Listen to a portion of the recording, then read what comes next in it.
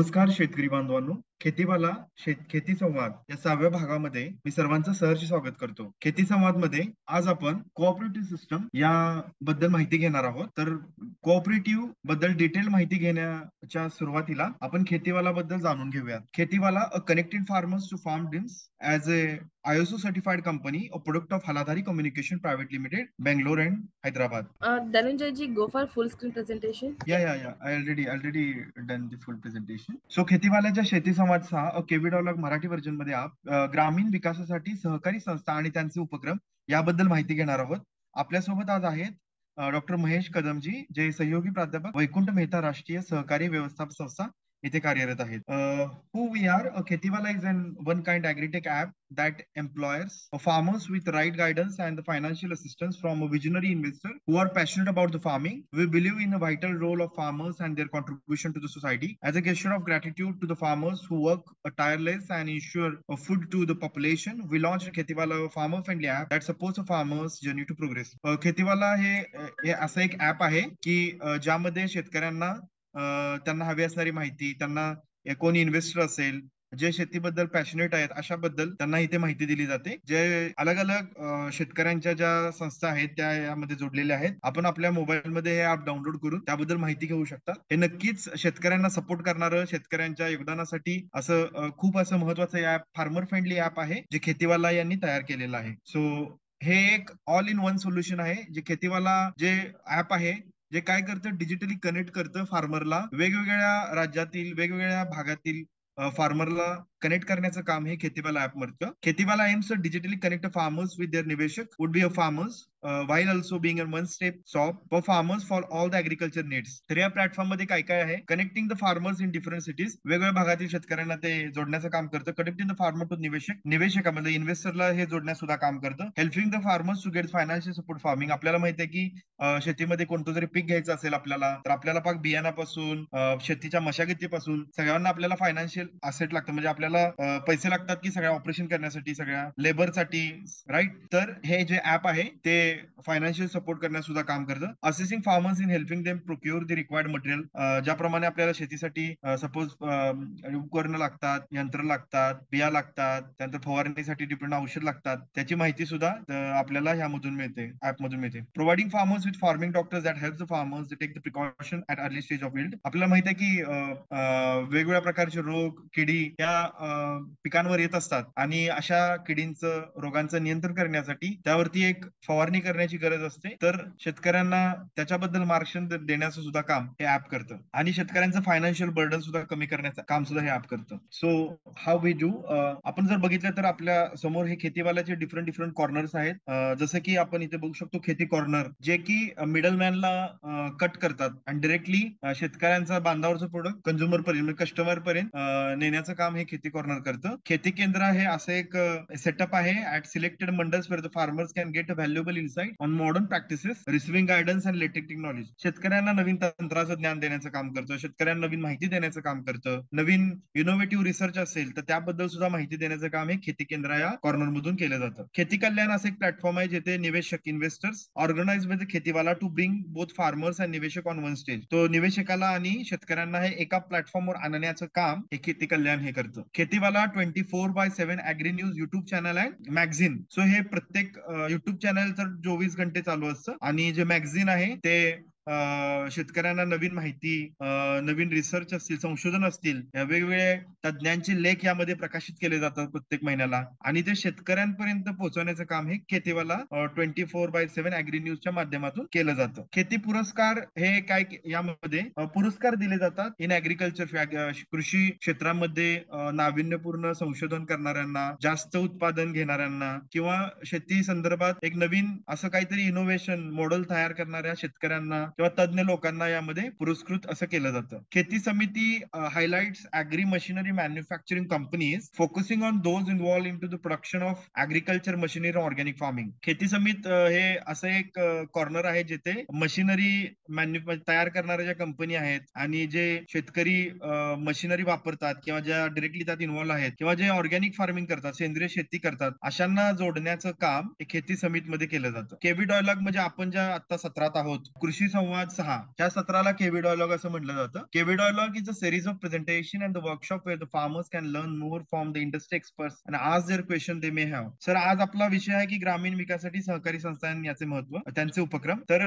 आज आपल्याला जे केवी डायलॉग मध्ये मार्गदर्शन करणार आहेत, जर शेतकऱ्यांना किंवा यामध्ये ज्या जोडलेल्या कुणालाही प्रश्न असतील तर ते यामध्ये विचारू शकतात आणि त्यांचं निरसन आपले जे तज्ञ आहेत डॉक्टर महेश कदमजी हे नक्कीच करतील. खेतीकोशा हे जे येणार आहेत की ज्यांची लँड आहे आणि आपल्या भारतामध्ये जे लँडलेस आहे, ज्यांना शेती नाही, जे लेबर म्हणून काम करतात, अशांना सुद्धा खेतीकोशामधून मार्गदर्शन करून त्यांना इथून एक प्लॅटफॉर्म देण्याचं काम हे खेतीकोशामार्फत केलं जातं. सो थर्ड पार्टी सर्व्हिसेस सुद्धा प्रोव्हाइड केले जातात, जसं की farming hand, fertiliser, pesticides, buyers and option, machinery, spare parts, guidance and support, borewell, finance सुद्धा, insurance, farming training, seeds, smart farming, drone technology असेल, इनोव्हेट सेन्सर बेस्ड टेक्नॉलॉजी असेल, त्याचं third party service सुद्धा खेतीवाला याकडून केलं जातं. सो केवी dialogue मी आधीच तुम्हाला ज्या पद्धतीने सांगितलं की आज शेती संवाद मध्ये आपण ज्या भागात आहोत त्याला केवी डायलॉग असं एक त्यांचं पाठ आहे आणि प्रत्येक मंगळवारी 6:30 वाजता वेगवेगळ्या विषयांवरती खेतीवाला हे एक इनोव्हेटिव्ह प्लॅटफॉर्म,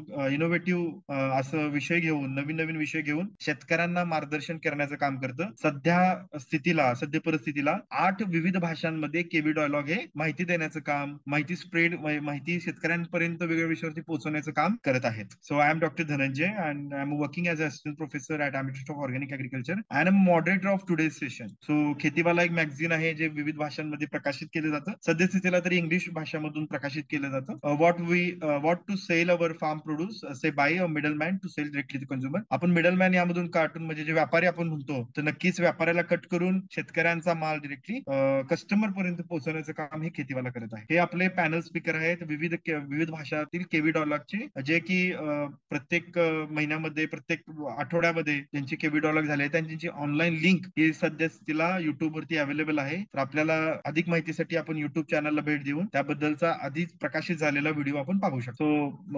आज आपण शेती संवाद 6 विषय असा आहे की ग्रामीण विकासासाठी सहकारी संस्था आणि त्यांचे उपक्रम या विषयाबद्दल आपल्याला सखोल मार्गदर्शन करणार आहेत डॉक्टर महेश कदम सर, जे सहयोगी प्राध्यापक आहेत वैकुंठ मेहता राष्ट्रीय सहकारी व्यवस्थापन संस्था पुणे येथे. तर कदम सर हे यांना खूप असा अनुभव आहे.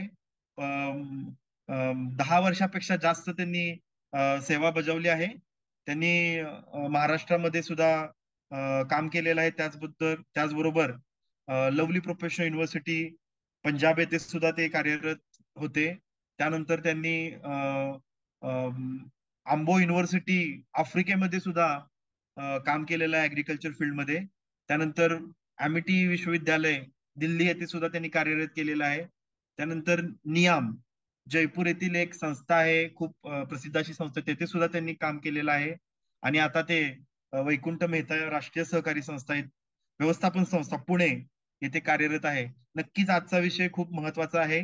एफपीओ असेल किंवा कोऑपरेटिव्ह फार्मिंग असेल, कोऑपरेटिव्ह डेअरी फार्म असेल, अदर प्रकार असेल, तर हे आजचं डिस्कशन, आजची माहिती आपल्याला नक्कीच योगदान, या माहितीचं नक्कीच फायदा होईल, उपयोग होईल आणि योगदान ठरेल अशी मी आशा करतो.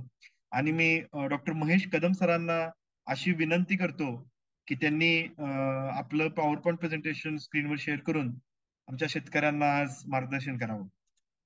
सर्वप्रथम सर्व शेतकरी बंधू, खेतीवालाचे जे ऑफिशियल्स, धनंजय सरांना मी ह्या प्रथम सेशनसाठी स्वागत करतो आणि धन्यवाद व्यक्त करतो की त्यांनी मला खूप चांगलं प्लॅटफॉर्म प्रोव्हाइड केले. आणि येणाऱ्या काळामध्ये जी मूव आहे कोऑपरेटिव्हची आणि फार्मर प्रोड्युसर ऑर्गनायझेशन किंवा शेतकरी उत्पादक संघ किंवा शेतकरी उत्पादन संस्था, ह्याची वाटचाल पुढे जाऊन रुरल डेव्हलपमेंट किंवा शेतीशी निगडीत असलेला इकोसिस्टम किंवा रुरल डेमोक्रेटिक फॉर्मेशनसाठी कशी फायदेशीर होईल, ह्या खेतीवाला प्लॅटफॉर्म थ्रू मी माझे काय व्ह्यूज मांडायचा प्रयत्न करतो.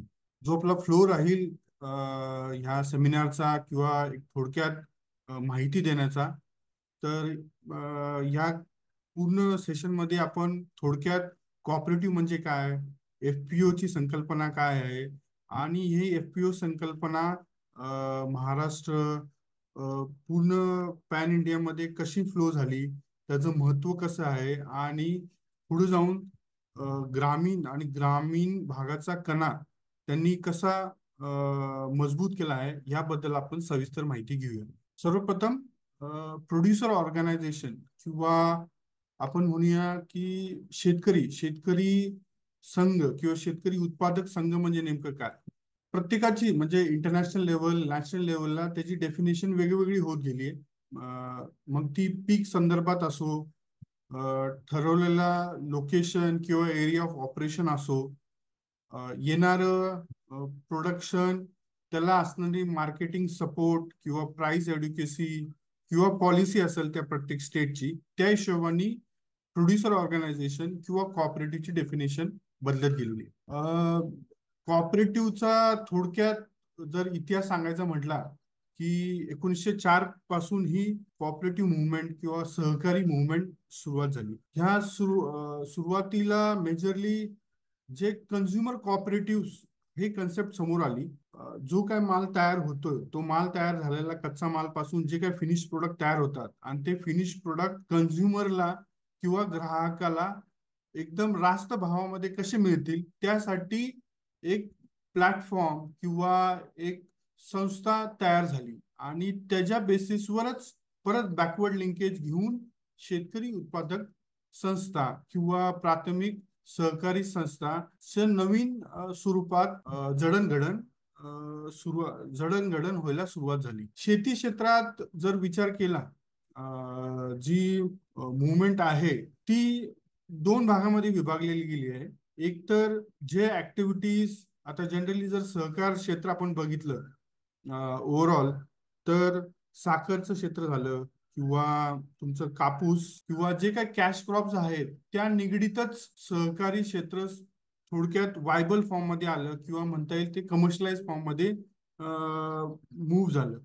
तर त्याला सपोर्टिंग पॉलिसी एड्युकेसी, जे काही स्टेक होल्डर्स त्याला अलाइन होते त्याला बेनिफिट बी मिळालं आणि इनडायरेक्टली जो काही हँड होल्डिंगचा गाभा होता तो फुलफिल झाला. 2021ला गव्हर्नमेंट ऑफ इंडियानी नवीन मिनिस्ट्री फॉर्म केली, मिनिस्ट्री ऑफ कोऑपरेशन, जी फुल फ्लेज सहकारी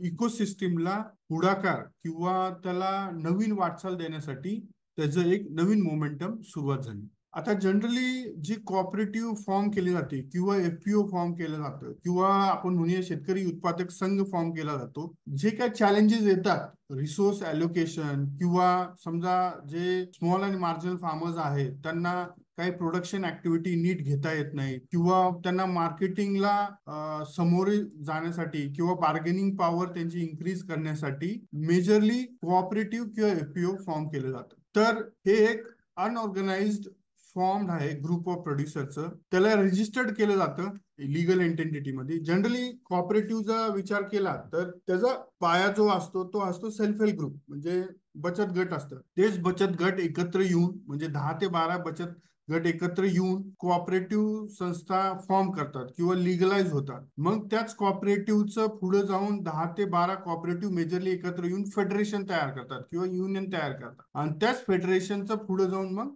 multi state cooperative society act होते. म्हणजे गावाच्या पायापासून जी बचत गट तयार होतात, सहकारी पतसंस्था तयार होतात, पुढे जाऊन मग त्याचे कॉपरेटिव्ह किंवा एफपीओ तयार होतात, मग त्यांचं फेडरेशन तयार होतं आणि फेडरेशनचं पुढे जाऊन स्टेट लेवलला मल्टी स्टेट कोऑपरेटिव्ह सोसायटी तयार होतं. अशा प्रकारे पूर्ण त्याचा एक साचा तयार झाला होतो, ऑर्गनायझेशन स्ट्रक्चर तयार होतं आणि हे ऑर्गनायझेशन स्ट्रक्चर त्या शेतकऱ्यांना एक इन्स्टिट्यूशनल बिल्डिंग म्हणून हातभार लावतं. त्यांचे जे काही बिझनेस ऍक्टिव्हिटीज आहेत त्याला फ्लो किंवा त्याला एक मोमेंटम देण्यासाठी त्याला फायदेशीर घडतं आणि इनडायरेक्टली जे मेंबर्स किंवा स्टेक होल्डर्स किंवा शेतकरी वर्ग त्याला जोडलेला आहे त्याला लॉंग टर्म साठी ते बेनिफिट अवेलेबल करून दिले जातात. गरज कोऑपरेटिव्ह किंवा एफपीओ ची असं आहे की ते एक बेटर इन्कम तुम्हाला फुलफिल होऊन जातं. जे काही इकॉनॉमिक स्केल आहे, इनडायरेक्टली जे काय चॅलेंजेस येतात ऍग्रिकल्चरमध्ये, मग ते मन्सून रिलेटेड असून दे, मार्केट रिलेटेड असून दे किंवा जे काही पॉलिसी एड्युकेसी असेल, त्याला ओव्हरकम करण्यासाठी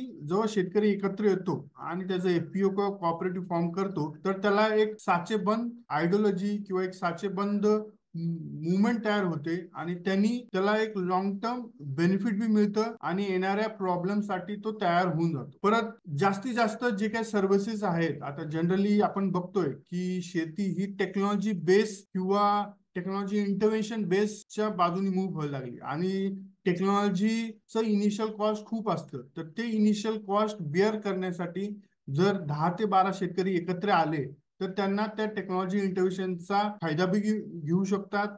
इझिली ते त्याला ट्रस्ट बी करू शकतात, वायबल बी होऊ शकते आणि त्यांचे जे काही ऍक्टिव्हिटीज आहेत ऍग्रिकल्चर किंवा ऍग्रिकल्चर रिलेटेड ते खूप सोयीस्करपणे ते मूव्ह करू शकतात. हे काही बेनिफिशियल ऍक्टिव्हिटीज आहेत जे कॉपरेटिव्ह किंवा एफपीओ ला मदत करतात. मग ते monsoon, market information, market infrastructure असो, ह्या सगळ्या गोष्टीला एकंदरीत धरून फार्मर प्रोड्युसर ऑर्गनायझेशन किंवा कॉपरेटिव्ह हेल्प करतात. जर ओव्हरऑल बघितलं different types of producer organization, तर फार्मर इंटरेस्ट ग्रुप असतात जे म्हणतात की आम्हाला पर्टिक्युलर पीक किंवा पर्टिक्युलर टाईपची शेती करायची. तसे मग ग्रुप एकत्र येतात आणि त्यांचा एक ग्रुप फॉर्म होतो. तोच ग्रुप एकत्र फॉर्म त्याचा क्लस्टर तयार होतं आणि मग क्लस्टरच्या बेसिसवर कॉपरेटिव्ह तयार होतं. किंवा मग सेंट्रलाइज इंटरेस्ट ग्रुप म्हणतात, कॉपरेटिव्ह म्हणतात किंवा फार्मर असोसिएशन म्हणतात. त्याला जाऊन पुढे जाऊन federation, farmer producer organization, producer company किंवा नॉन प्रॉफिट सोसायटी किंवा ट्रस्ट, अशा प्रकारे वेगवेगळं स्वरूप त्या पर्टिक्युलर शेतकरी निगडीत ऑर्गनायझेशन तयार होतं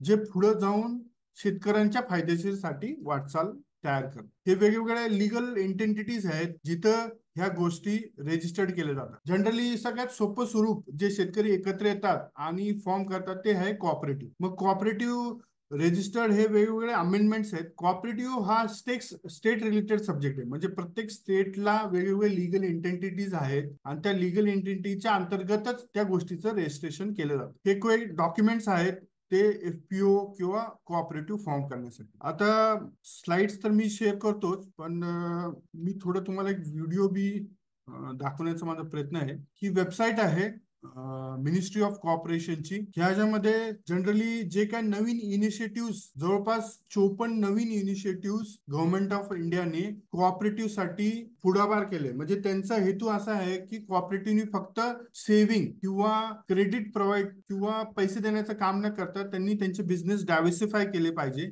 आणि ते बिझनेस डायव्हर्सिफाय करण्यासाठी त्यांनी नवीन नवीन मुवमेंट सुरुवात केली आहे. तर पहिली जी मुवमेंट त्यांनी सुरुवात केली आहे ते आहे कम्प्युटरायझेशन ऑफ पॅक्स. तुम्हाला थोडक्यात त्या कम्प्युटरायझेशन पॅक्सची एक व्हिडिओ क्लिप तुम्हाला दाखवतो, त्यावरून तुम्हाला आयडिया होईल की काय वर्क त्यामध्ये चालवलं आहे. सहकारिता का भारत में एक समृद्ध इतिहास रहा है और विश्व की सर्वाधिक सहकारी समितियां लगभग 25% भारत में है, जो दशकों से देश के विकास का अभिन्न अंग रही है. सहकारी समितियां देश में विकास को गति प्रदान करने, अर्थव्यवस्था को सुदृढ़ बनाने व आय में असमानता को कम करने में सक्षम है. देश के कोने कोने में लोकतंत्र की सबसे बड़ी इकाई को मजबूत करने के लिए हमने अलग कोऑपरेटिव मंत्रालय बनाया और वो हमारी सहकारी संस्थाएं उसका जाल बिछा रहा है ताकि गरीब से गरीब की वहां सुनवाई हो, उसकी आवश्यकताओं की पूर्ति हो और वो भी राष्ट्र के विकास की योगदान में एक छोटी इकाई का हिस्सा बनकर के उसमें वो योगदान दे रखे. हमने सहकार से समृद्धि का रास्ता अपनाया है. नवगठित सहकारिता मंत्रालय ने प्रधानमंत्री श्री नरेंद्र मोदी जी की सहकार से समृद्धि की परिकल्पना को साकार करने के लिए माननीय गृह एवं सहकारिता मंत्री श्री अमित शाह जी के कुशल नेतृत्व में 54 से अधिक पहल की हैं.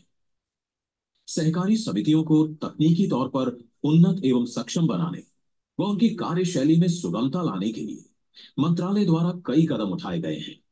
इसी क्रम में 63,000 पैक्स का कंप्यूटरीकरण किया जा रहा है तथा राष्ट्रीय सहकारी डेटाबेस का निर्माण भी पूर्ण हो चुका है, जिसमें देश की लगभग 8 लाख सहकारी समितियों की जानकारी उपलब्ध है. केंद्रीय पंजीयक के कार्यालय का पूर्ण रूप से कंप्यूटरीकरण किया जा चुका है. मोदी जी के विजन में आज एक नया काम कोऑपरेटिव मंत्रालय ने शुरू किया है. सेंट्रल रजिस्ट्रार की ऑफिस का पूरा सिस्टम, सीआरसीएस का कार्यक्रम आज से पूर्णतया डिजिटल हो रहा है और इसके बाद यही पैटर्न पर हम राज्यों के सहकारिता के रजिस्ट्रारों के कार्यालय का भी कंप्यूटरीकरण करने जा रहे हैं।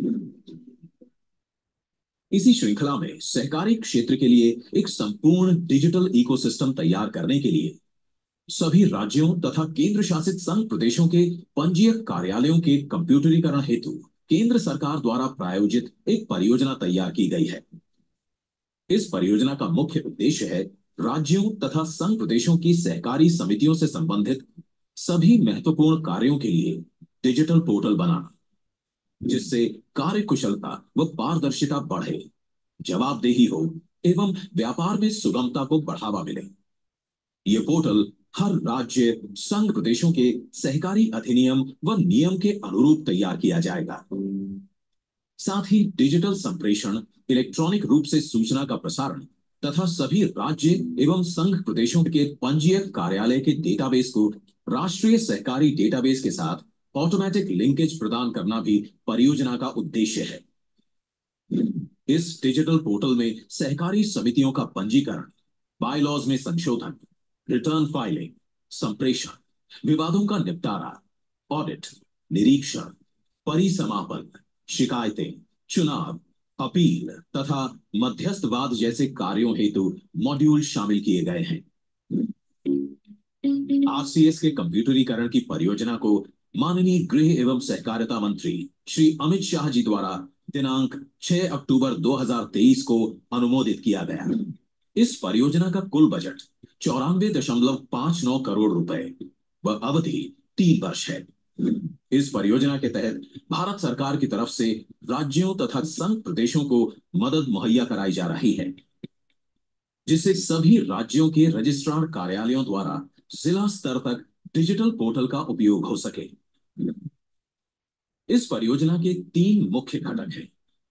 सॉफ्टवेयर बनाने के लिए प्रत्येक राज्य तथा संघ प्रदेशों को 1.5 करोड़ रुपए तक की मदद दी जा रही है।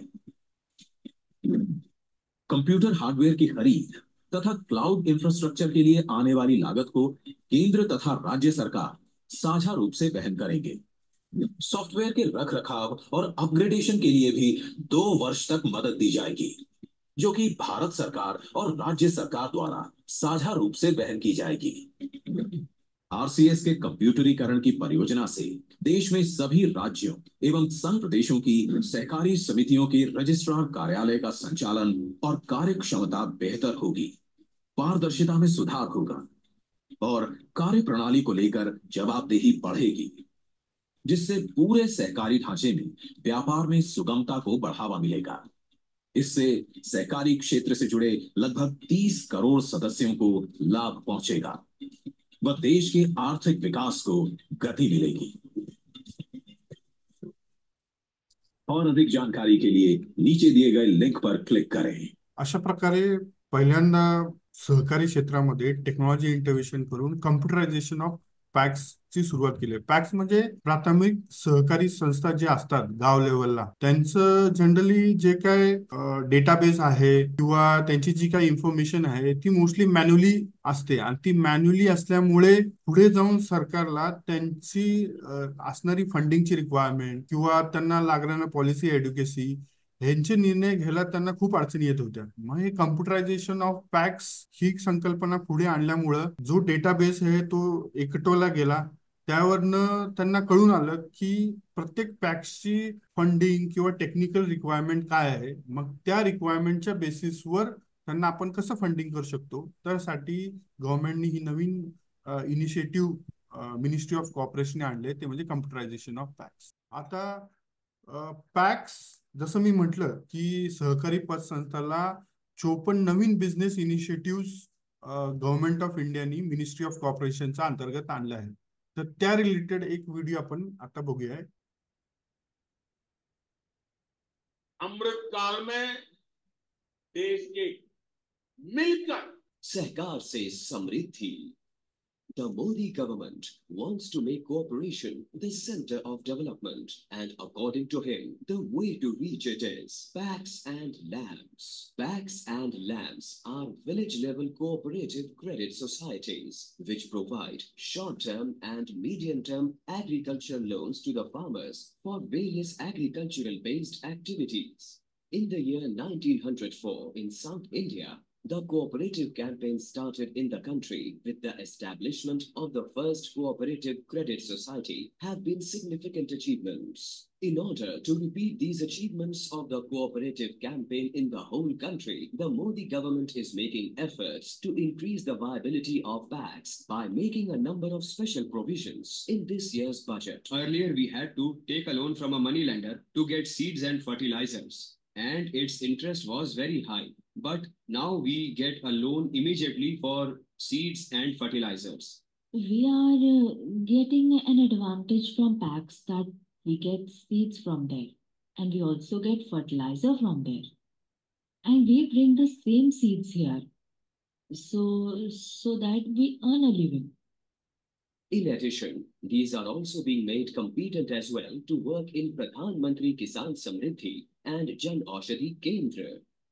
In the same way, now all the packs of the country will also work as CSC centers, and through Digital India program, the government will make the dream come true to bring smile on the face of rural India. 20 अलग-अलग प्रकार के कामों को PACS के साथ जोड़ा गया और वो 20 कामों में सबसे पहला और महत्वपूर्ण काम है सीएससी का दर्जा पैक्स को देना और सीएससी की सुविधाएं ग्रामीण जनों तक पैक्स के माध्यम से। जब पैक्स सीएससी से भी युक्त होंगे और पैक्स एफपीओ भी बनेंगे, पैक्स गैस का वितरण का भी काम करेंगे, पैक्स सस्ता अनाज की दुकान को भी धारण कर पाएंगे, पेट्रोल पंप भी चला पाएंगे, पैक्स भंडारण का भी काम करेंगे।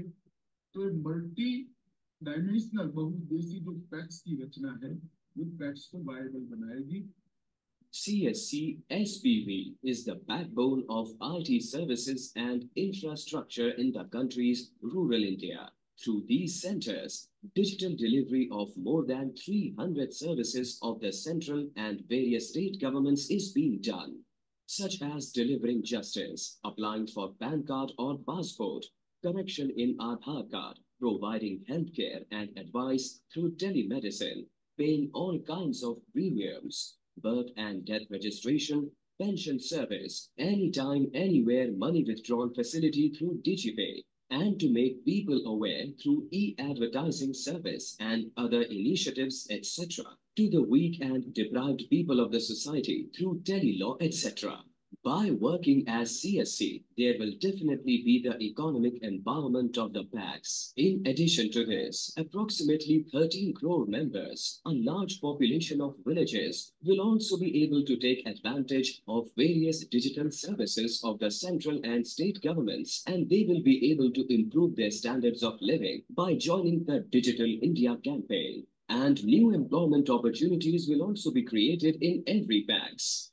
There is a large network of PACs, and it would become a great source to bring prosperity to the villages. In the past, it has played a major role in protecting the small and marginal farmers of the country from the trap of moneylenders and creditors. This is the main reason that the Modi government is promoting this over a century-old institution through policy incentives. तर अशा प्रकारे वेगवेगळे initiative ministry of कोऑपरेशननी सहकारी पतसंस्थांना समोर आणले। आता आपण थोडक्यात जे काय ऍक्टिव्हिटीज आहेत मिनिस्ट्री ऑफ कोऑपरेशनचे ते आपण बघूया। बेनिफिट तुम्हाला आता कळले असतील, बेनिफिट जे प्रोड्युसर ऑर्गनायझेशनचे आहेत, जे लोक एकत्र येतात, इकॉनॉमिकली अँड सोशली त्यांचं स्टँडर्ड ऑफ लिव्हिंग वाढतं, इनडायरेक्टली जे जनरल मॅनेजमेंट आहे फिनान्शियल रिसोर्सेसचं ते पण होतं जर कोऑपरेटिव्ह किंवा एफपीओ फॉर्म केले तर। मेजर जे प्रायोरिटीज आहेत किंवा डिफरंट टाईपचे बिझनेस मॉडेल जे एफपीओ किंवा कोऑपरेटिव्ह करू शकतात, जसं की प्रोक्युरमेंट आहे, प्रोक्युरमेंट ऑफ इनपुट्स आहे, मार्केटची इन्फॉर्मेशन द्यायची असेल तर त्याची इन्फॉर्मेशन आपण देऊ शकतो, टेक्नॉलॉजी इंटरव्हेन्शन मी जसे उदाहरण दिलं जसं की ड्रोन असेल किंवा ऍप बेस्ड इन्फॉर्मेशन असेल किंवा मार्केट इन्फ्रास्ट्रक्चरचं डेव्हलपमेंट असेल, कस्टम हायरिंग सेंटर डेव्हलप करायचं असेल किंवा एखाद्याला पुढे जाऊन गोडाऊन डेव्हलपमेंट किंवा गोडाऊनचं कन्स्ट्रक्शन करायचं असेल तर कोऑपरेटिव्ह किंवा एफपीओ एकत्र येऊ शकतात आणि त्या संदर्भात काम करू शकतात। फॅसिलिटिंग फिनान्स फॉर इनपुट्स, जसं की सहकारी पतसंस्था तयार झाली तर ती सहकारी पतसंस्था पुढे जाऊन त्यांना लोनच्या स्वरूपात त्यांना पैसे बी देऊ शकतात, त्यांना हँड होल्डिंग करू शकतात आणि जो काही त्यांचा बिझनेस मॉडेल आहे त्याला इम्प्रूव्ह करण्यासाठी बी त्याला हँड होल्डिंग किंवा मेंटरिंग करू शकतात. Aggregation of storage of produce generally आपण बघितलंय, मग पल्सेस असून द्या किंवा अनियन, पोटॅटो ह्यासारख्या ज्या क्रॉप्सला जे काही मार्केट रिस्क असतं त्याला ओव्हरकम करण्यासाठी जर हे छोटे छोटे शेतकरी एकत्र आले आणि त्यांनी आपला माल स्टोअर केला, जे कन्सर्न सहकारी पतसंस्थेच्या गोडाऊन मध्ये आहे, तर त्या स्टोअर केल्यामुळं त्याला त्याच्या थ्रू त्याला वेअर हाऊस रिसिप्ट मिळू शकतं. त्या वेअर हाऊस रिसिप्टच्या बेसिसवर तीच रिसिप्ट त्यांनी जर ते कॉपरेटिव्ह बँक मध्ये सबमिट केली की त्याला त्या बेसिसवर लोन मिळू शकतं आणि त्या लोनच्या बेसिसवर तो दुसरं क्रॉप बी ग्रो करू शकतो. तो प्रायमरी प्रोसेसिंग ऍक्टिव्हिटीज करू शकतो, जसे की ड्रायिंग, क्लिनिंग आणि ग्रेडिंग. पुढे जाऊन तोच जे काही कॉपरेटिव्ह एफपीओ फॉर्म झालाय ते एफपीओ स्वतःचं ब्रँड डेव्हलप करू शकतो. त्याला एक युनिक पॅकेजिंग, लेबलिंग किंवा स्टँडर्डायझेशन वर्क करू शकतो. क्वालिटी कंट्रोल जे काही ऍक्टिव्हिटीज जो इंडिव्हिज्युअल शेतकरी वर्कआउट नाही करू शकत तेच एफपीओ किंवा कॉपरेटिव्ह एकत्र येऊन ते वर्कआउट करू शकतात. मार्केटिंग सेटअप चांगलं डेव्हलप करू शकतो. येणाऱ्या काळामध्ये एफपीओ नुसतं स्टेट लेवलला काम न करता ते नॅशनल, इंटरनॅशनल लेवलला बी काम करू शकतात. जसं की हा एक्झाम्पल सह्याद्री एफपीओ आहे, जे पुढे जाऊन मार्केटिंग म्हणजे ग्रेप झालं, पोल्ट्री झालं, वेगवेगळ्या फील्डमध्ये ते समोर येऊन काम करायला लागलेत. परत येणाऱ्या काळामध्ये ते एक एक्सपोर्टचं स्वरूप बी होऊ शकतं. एफपीओ आणि कोऑपरेटिव्ह फार्म केल्यामुळे जे बॅकवर्ड लिंकेजेस आहेत, म्हणजे जे काही लागणारं पीक, सीड्स आहे, फर्टिलायझर आहे, क्रेडिट आहे, इन्शुरन्स आहे, नॉलेज, एक्सचेंज सर्व्हिसेस, हे फुलफिल आपण एफपीओच्या स्वरूपात करू शकतो. फॉरवर्ड लिंकेजेस जे काही ऍक्टिव्हिटीज आहे, म्हणजे ते मार्केटिंग असेल, प्रोसेसिंग असेल किंवा मार्केट लेड प्रोडक्शन असेल, ते आपण एफपीओ किंवा कोऑपरेटिव्हच्या बेसिसवर आपण खूप सोप्या आणि सुरळीतपणे करू शकतो. ही एक थोडक्यात संकल्पना आहे की फार्मर प्रोड्युसर ऑर्गनायझेशनचं सेटअप दिले त्यांनी थोडक्यात, जे की मॅनेजमेंट आणि ऍडमिनिस्ट्रेशनचं काम करू शकतं, एक्सटेन्शनचं, बल्क प्रोसेसिंग किंवा मार्केटिंगचं. हे एक थोडक्यात स्वरूप आहे की एफपीओ कुठले कुठले ऍक्टिव्हिटीज करू शकतो. जसं की एफपीओ एक बिझनेसचं स्वरूप किंवा बिझनेसचं सेन्स आणू शकतं. कलेक्टिव्ह फार्मिंग करू शकतात, ते व्हॅल्यू एडिशन करू शकतात. परत बोर्ड एकत्र येऊन जे काही वेगवेगळे बिझनेस ऍक्टिव्हिटी आहे त्याला चालना देऊ शकतात. टेक्नॉलॉजीचं इंटरव्हेन्शन करू शकतात. बँकिंगचं जे नीड आहे ते तुम्हाला शेतकऱ्याच्या दारात ते आणून त्याची ऍक्टिव्हिटीज मूव्ह करू शकतात. मी जसं म्हटलं, स्टोरेज, ग्रेडिंग, स्टँडर्डायझेशन इझिली स्वरूपात करू शकतात. एक ट्रस्ट बिल्डिंग म्हणून स्वतःचा एक ब्रँड डेव्हलप करू शकतो एफपीओ किंवा कोऑपरेटिव्ह, आणि इनडायरेक्टली ते एक रुरल डेव्हलपमेंट साठी खूप फायदेशीर होऊ शकतो. ही एक इकोसिस्टीम आहे की एफपीओ किंवा कोऑपरेटिव्ह कसं वर्कआउट होतं. जनरली एफपीओ हे वेगवेगळ्या ऍक्टिव्हिटीज वर्कआउट करतात, जसं की marketing, financial technical support, infrastructure support, retailing, technical services जसे की वेअर हाऊसिंग असेल, मेकॅनायझेशन असेल, ड्रोन बेस्ड ऍक्टिव्हिटीज असतील, क्रेडिट ज्याला जे काही फंडिंग लागणार आहे त्यांना शॉर्ट टर्म, मीडियम टर्म किंवा बिझनेस ऍक्टिव्हिटीसाठी ते बी त्यांना फुलफिल करू शकतो. मार्केटिंगमध्ये तो गोडाऊन मध्ये स्टोअर करू शकतो, तो कमोडिटी एक्सचेंज किंवा ट्रेडिंगच्या ऍक्टिव्हिटीमध्ये बी सहभाग करू शकतो. म्हणजे एनसीडीएक्स किंवा मल्टी कमोडिटी एक्सचेंज जे काही ऍक्टिव्हिटीज चालतात तिथं इंडिव्हिज्युअल शेतकरीला सहभाग घेता येत नाही. त्याला एकतर कोऑपरेटिव्ह किंवा एफपीओचं स्वरूप आणलं पाहिजे आणि एफपीओ आणि कोऑपरेटिव्ह तिथे रजिस्टर्ड करू शकतो आणि तो फ्युचर ट्रेडिंग मध्ये भाग घेऊ शकतो. अशा प्रकारे वेगवेगळे बेनिफिट्स आहेत किंवा टेक्नॉलॉजी मूव्ह आहेत किंवा बिझनेस ऍक्टिव्हिटी आहेत ते एफपीओ किंवा कोऑपरेटिव्ह करू शकतो. हे एक डिफरंट बिझनेस ऍक्टिव्हिटी आहे जे वर्कआउट केले जातात प्रोड्युसिंग ऑर्गनायझेशन, जसे की input supply, seed, fertiliser, machinery, financial and technical जसे की credit, saving, insurance, extension, training and networking असेल, एचआरडी, पॉलिसी एड्युकेसी, डॉक्युमेंटेशन असेल, मार्केट लिंकेजेस ऍक्टिव्हिटीज बी तो करू शकतो. तर हे थोडक्यात जे बेनिफिट भेटतं एफपीओ फॉर्म केल्यानंतर किंवा कॉपरेटिव्ह फॉर्म केल्यानंतर, ते जनरली प्रमोटिंग बॉडीज आहेत वेगवेगळे जे एफपीओ ला सपोर्ट करतात. आता तुम्हाला थोडक्यात ते जर सांगायचं म्हटलं की एसएफएससी म्हणून एक ऑर्गनायझेशन आहे, एसएफएससी इंडिया, ही एक प्रमोटिंग बॉडी आहे जी कोऑपरेटिव्ह किंवा एफपीओ ला फॉर्म करण्यासाठी मदत करते. त्याचं नाव आहे small farmers agri business consortium.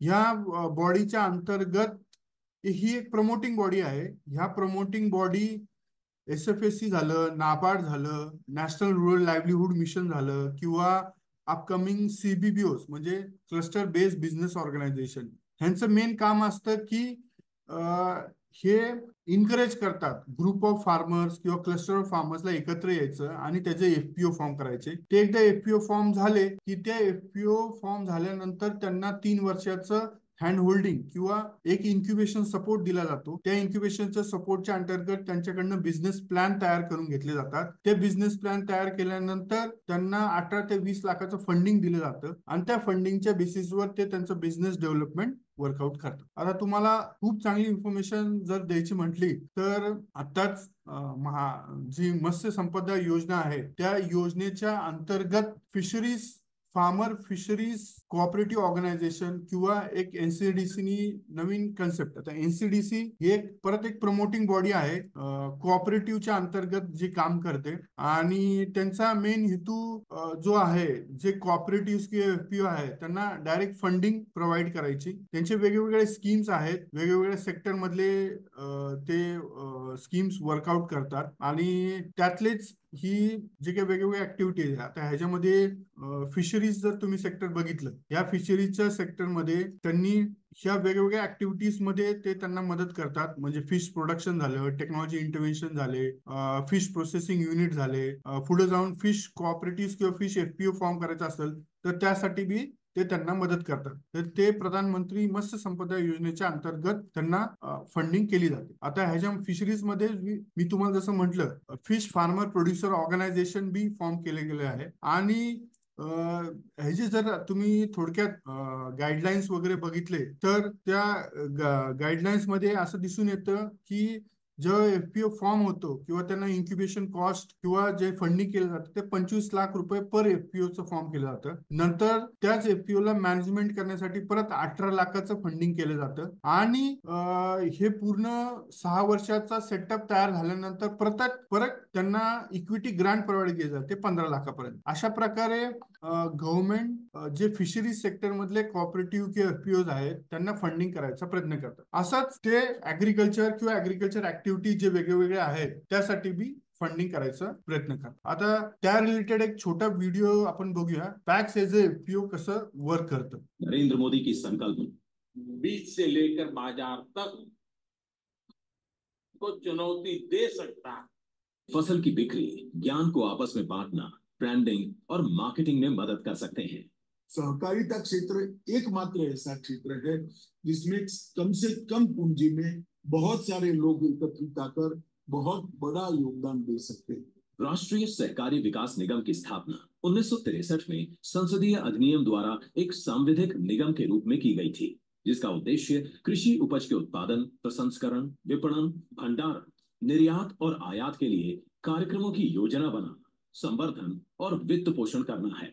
निगम को कार्यान्वयन एजेंसी के रूप में सहकारिता क्षेत्र में 763 FPO बनाने का लक्ष्य दिया गया था, जिसके सापेक्ष अधिकांश FPO का गठन किया जा चुका है. सहकारिता मंत्रालय की पहल पर कृषि मंत्रालय ने NCDC को 1100 अतिरिक्त FPOs आवंटित किए हैं. इन 1100 ब्लॉकों में मौजूदा पैक्स को सुदृढ़ करने के लिए सर्वश्रेष्ठ पैक्स अपने सदस्यों के साथ FPO बनाएगा. इसका लक्ष्य है मौजूदा पैक्स को और मजबूत करना, जिससे संसाधनों की कार्यकुशलता और कम खर्च से उत्पादकता बढ़ेगी. किसानों के लिए बेहतर लिक्विडिटी और मार्केट लिंकेज के जरिए ज्यादा आय प्राप्त होगी. सरकार की तरफ से हर नए FPO को 33 लाख रुपए की आर्थिक मदद उपलब्ध कराई जाएगी. कृषि मंत्रालय भी नए FPO को 5 साल तक मार्गदर्शन और मदद उपलब्ध कराएगा.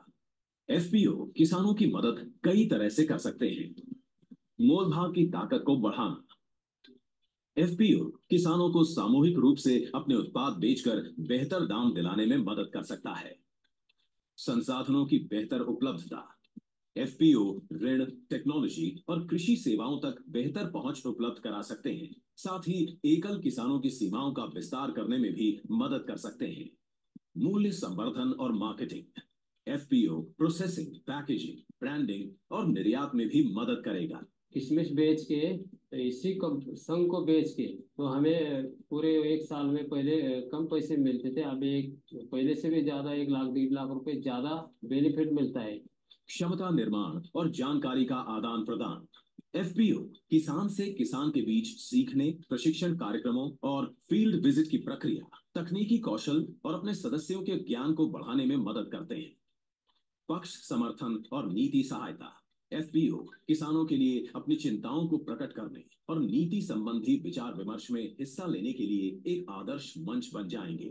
इस पहल के माध्यम से किसान आय के नए एवं स्थिर स्रोत उत्पन्न कर पाने में सक्षम होंगे।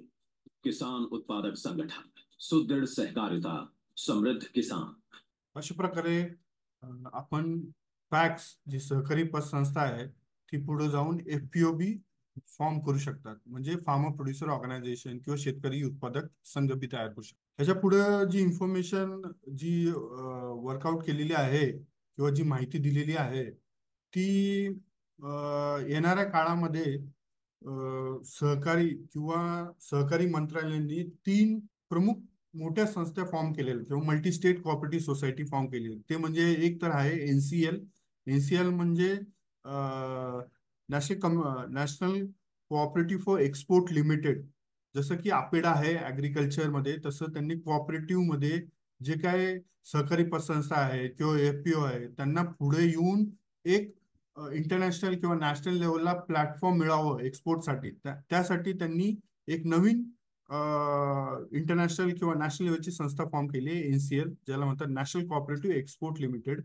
दुसरी बीबीसीएल भारतीय बीज सहकारी लिमिटेड आणि एनसीयूएल जे आहे ते आहे नॅशनल कोऑपरेटिव्ह ऑर्गॅनिक लिमिटेड. तर ह्याची तुम्ही जर वेबसाईट बघितली मिनिस्ट्री ऑफ कॉर्पोरेशनची, त्याच्या अंडर खालीच इथं सगळी इन्फॉर्मेशन दिली आहे. जसं की आता बीबीसीएल जे आहे, आता जास्त डिटेल त्यामध्ये जात नाही, जे सेपरेट त्यांनी जे काही इनिशिएटिव्ह आहेत ते ह्यामध्ये पुटअप केलेले आहेत. जसं की initiative for बीबीसीएल Bharatiya Beej Sahakari limited, initiative for formation of national cooperative export limited आणि national initiative for organic limited. म्हणजे येणाऱ्या काळामध्ये शेतीमध्ये ह्या 3 प्रमुख गोष्टी असणार आहे. एक तर कृषी निर्यात, दुसरी बीज उत्पादन आणि तिसरं ऑर्गॅनिक. ह्या सेक्टरला जर आपल्याला पुढाकार किंवा नवीन प्लॅटफॉर्म मिळवून द्यायचा असेल तर कोऑपरेटिव्ह आणि एफपीओनी समोर आलं पाहिजे आणि त्यांच्या मदतीने ते त्या गोष्टी किंवा त्यांना हातभार देऊन त्यांना एक नवीन मोमेंटम त्या क्षेत्रातून दिलं पाहिजे. तर अशा प्रकारे कोऑपरेटिव्ह आणि एफपीओ जर आपण तयार केले तर इनडायरेक्टली ते रुरल डेव्हलपमेंटसाठी फायदेशीर होईल. ही एक थोडक्यात इन्फॉर्मेशन आहे की जसं रजिस्ट्रेशन वेगळं केलं जातं. मी तुम्हाला म्हटलं फायनान्शियल सपोर्ट जे मिळत जातो एसएफएससी, नाबार्ड ह्या मोठ्या मोठ्या ऍक्टिव्हिटीज कडनं आपल्याला मिळवलं जातं. ही कोऑपरेटिव्ह थोडक्यात माहिती आहे. मी आता जास्त आपण त्यावर डिस्कस केले, त्यावर जास्त डिटेल जाणार नाही.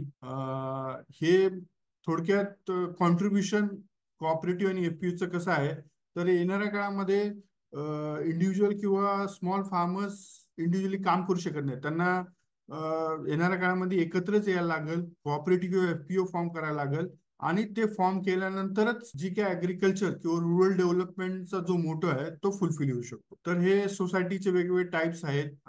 प्रायमरी ऍग्रिकल्चर कोऑपरेटिव्ह सोसायटी झालं, ऍग्रिकल्चर नॉन क्रेडिट. आता जनरली ऍग्रिकल्चर सेक्टरमध्येच कोऑपरेटिव्ह चं ओव्हरऑल डेव्हलपमेंट झालेलं आहे. आता ही जी नवीन मिनिस्ट्री फॉर्म झाली आहे ते ऍग्रिकल्चर आणि नॉन ऍग्रिकल्चर सेक्टरमध्ये बी कोऑपरेटिव्ह कसं पुढाकार घेईल किंवा हेल्पफुल राहील त्यासाठी बी काम करते. जसं की labour cooperative, consumer cooperative, handloom cooperative, tribal cooperative, consumer cooperative, या प्रत्येक सेक्टरमध्ये कोऑपरेटिव्हचा पुढाकार आहे आणि त्यांना जनरली आणि अर्बन ह्या दोघांमध्ये एक बॅलन्स अप्रोच डेव्हलप करायचा आहे. आणि थोडक्यात आपण जर डिफरन्स बघितला जर रजिस्ट्रेशनचा, तर producer organisation Indian company act through केला जातो. Cooperative society act, area of operation producer ऑर्गनायझेशनचा पॅन इंडिया मध्ये असतो, पण कोऑपरेटिव्हचा जसं मी म्हटलं स्टेट रजिस्टर्ड असल्यामुळं ते रिस्ट्रिक्टेड रिजनल लेवल असतं. Nature of business primary agency provide marketing solution to pool produce, म्हणजे एक ठराविक क्रॉप किंवा ठराविक बिझनेस ऍक्टिव्हिटीला ते मूव्ह करतं. पण कोऑपरेटिव्ह डायव्हर्स ते कुठल्याही सेक्टरमध्ये वर्कआउट केलं जातं. मेंबरशिप जनरली शेअर होल्डिंग किंवा शेअर होल्डर मेंबर्स त्यामध्ये काम करतात. आणि कोऑपरेटिव्ह मध्ये बेस्ड ऑन ओनरशिप ऑफ लँडच्या ओनरशिपच्या बेसिसवर ते कोऑपरेटिव्हचे रजिस्ट्रेशन किंवा लिगलायझेशन होतं. शेअर ट्रान्सफरेबल असतात एफपीओ मध्ये, पण कोऑपरेटिव्ह मध्ये ट्रान्सफर नसतात. ते एक ट्रस्टेबल फॉर्म मध्येच मूव्ह होतं. प्रॉफिट शेअरिंग व्हॉल्यूम ऑफ बिझनेसवर डिपेंड होतो आणि कोऑपरेटिव्ह मध्ये डिव्हिडंड फॉर्म मध्ये त्याची मुवमेंट होते. तर अशा प्रकारे ही एक संक्षिप्त माहिती मी तुम्हाला प्रोव्हाइड केली आहे कोऑपरेटिव्ह आणि एफपीओ बद्दल. आणि येणाऱ्या काळामध्ये कोऑपरेटिव्ह आणि FPO will be a ruling hand और we can say upcoming hand for the agriculture as well as rural develop. मी इथंच थांबतो आणि मी रिक्वेस्ट करतो शेतकरी बंधूंना की त्यांचे जे काही प्रश्न असतील किंवा काही उणिवा असतील कोऑपरेटिव्ह किंवा एफपीओ याबद्दल, तर ते विचारू शकतात. काही नक्कीच प्रश्न सर. असतील किंवा काय असतील तर तुम्ही विचारू शकता. खूप खूप धन्यवाद सर. तुम्ही आज ग्रामीण विकासासाठी सहकारी संस्था आणि त्यांचे उपक्रम याबद्दल खूप सखोल अशी माहिती दिली. तुम्ही विविध संकेतस्थळावरती जाऊन शेतकऱ्यांना व्हिडिओ ही दाखवून त्याबद्दल अतिशय सखोल असं मार्गदर्शन केलं. त्याबद्दल तुमचे खेतीवालाकडून खूप खूप आभार. मी शेतकऱ्यांना अशी इथं विनंती करतो की त्यांना काही प्रश्न असतील तर त्यांनी आपले प्रश्न चॅट बॉक्स मध्ये लिहावेत. त्या प्रश्नांचं निरसन आपल्या आजचे जे तज्ज्ञ आहेत डॉक्टर महेश कदम सर करतील. काही प्रश्न असतील शेतकऱ्यांचे किंवा काय निगडीत, मी सर्व शेतकऱ्यांना विनंती करतो की त्यांनी सहकार मंत्रालयाची जी वेबसाईट आहे त्या वेबसाईटवर जावं, तिथं व्हिजिट करावं. त्यामध्ये डिटेल त्यांनी जे काय बिझनेस ऍक्टिव्हिटी आहे त्याबद्दल संक्षिप्त माहिती दिलेली आहे. त्या संदर्भात व्हिडिओ दिलेत. मी व्हिडिओ मराठी लँग्वेज मध्ये प्रयत्न करत होतो, पण काही टेक्निकल ग्लिचमुळे मला ते प्ले करता नाही आले. पण त्यांनी जवळपास 14 लँग्वेजेस मध्ये ती सगळी माहिती मराठी, हिंदी, इंग्लिश, तमिळ, तेलुगू जवळपास 14 लँग्वेजेस मध्ये प्रोव्हाइड केलेली आहे. तर मी शेतकऱ्यांना विनंती करतो की त्यांनी ते व्हिजिट करावं. नवीन जे काही इनिशिएटिव्ह आहे त्यांची माहिती घ्यावी आणि त्यांना काही अडचण असेल किंवा काही मूव्ह असेल तर त्यांनी संक्षिप्तपणे माहिती घ्यायचा प्रयत्न करावा. नक्कीच सर. तुमची माहिती शेतकऱ्यांना चा फायदा होईल. जर कोणाला काही प्रश्न असतील तर त्यांनी आपले प्रश्न विचारत अशी त्यांना विनंती करतो. धन्यवाद सर. तुम्ही वेळात वेळ काढून आलात आणि या ऑनलाईन प्लॅटफॉर्मद्वारे आमच्याशी जोडलात आणि शेतकऱ्यांना सखोल असे मार्गदर्शन केलेत. त्याबद्दल तुमचे खूप खूप आभार. खेतीवालाचे सुद्धा खूप आभार की त्यांनी असा एक बेस्ट प्लॅटफॉर्म मराठी शेतकऱ्यांसाठी दिला आणि त्याबद्दल त्यांची खूप खूप आभार. पुढच्या मंगळवारी 6:30 वाजता आपण नक्की भेटूया नवीन विषय घेऊन. तोपर्यंत सर्वांना नमस्कार. धन्यवाद sir. Thank you so much everyone for joining this session. Hope you all have gained some valuable knowledge from today's session. Thank you so much Dr. Mahesh Kadam for sharing your knowledge with us. And a special thanks to our moderator Dr. Dhananjay for helping us conducting this session very smoothly. With this, I end this session. Thank you everyone.